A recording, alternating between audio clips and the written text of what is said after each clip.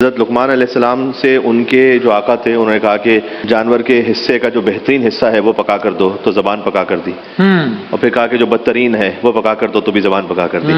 تو یہ بہترین بھی ہو سکتا ہے، بدترین بھی ہو سکتا ہے۔ قرآن کریم میں اللہ سبحانہ وتعالیٰ نے 5 گائیڈ لائنز دی اس میں کہ آپ نے بات کیسے کرنی ہے۔ قولاً لینا، نرمی سے بات کرو، قولاً بلیغا، صاف بات کرو، قولاً سدیدہ، سچی بات کرو، قولاً معروفہ، نیکی کی بات کرو، اور قولاً میسورہ، کم بات کر کے جتنی ضرورت ہے اتنی بات کرو۔ کیا بات ہے! یہ 5 گائیڈ لائنز ہیں، اگر کوئی ان کو فالو کر لے تو وہ گفتگو میں ویسے کہہ رہا ہے جیسے قرآن اسے چاہتا ہے۔ واہ۔ اچھا، یہ جو قولاً لینا ہے کہ نرمی سے بات کرو، جو قرآن کی آیت ہے، سورہ طٰہٰ کی آیت ہے، یہ آیت نمبر 44 ہے، فَقُولَا لَهُ قَوْلًا لَيِّنًا، یہ اللہ کس سے کہہ رہا ہے؟ حضرت موسیٰ علیہ السلام، حضرت ہارون علیہ السلام سے حکم دے رہا ہے اللہ کہ فرعون سے جب بات کرنا نا تو نرمی سے بات کرنا، یعنی فرعون سے جس طرح سے بات کرنے کا حکم دیا کہ نا، اتنا ہی اگر کوئی انسان کسی مسلمان مومن سے بات کر لے تو بڑی بات ہے، تو بھی بڑے مسائل کم ہو جائیں گے، تو بھی بڑی بات ہے کہ تم فرعون سے جب بات کرنا تو نرمی سے بات کرنا۔ کیوں؟ لعلہ یتذکر او یخشی، شاید کہ نصیحت قبول کر لے، اللہ اللہ، شاید کہ اس کے دل میں خوف خدا آ جائے، جو خود خدائی کا دعویٰ کر کے بیٹھا ہوا ہے اس سے تم نرمی سے بات کرنا، شاید اس کے دل میں خوف خدا آ جائے۔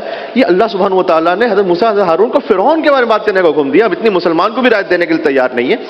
اور ایک مرتبہ اپنے زبان سے کہنا، اور اتنا ہی اہم ہے کہ آپ کہاں پر چپ رہ جائیں، خاموش رہ جائیں۔ کتنی مرتبہ ایسا ہوتا ہے خاندانی معاملات ہیں، کمیونٹی کے معاملات ہیں، اور کچھ اجتماعی معاملات ہیں، ہو سکتا ہے آپ کا کچھ کہنا مزید فساد کو بھڑکا دے۔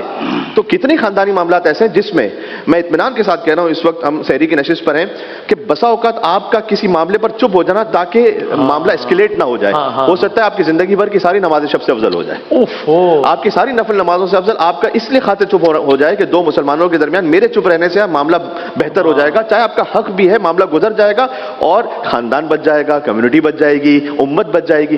تو کبھی بولنا اس سے زیادہ شاید اہم ہے کچھ مقامات پر چپ رہ جانا۔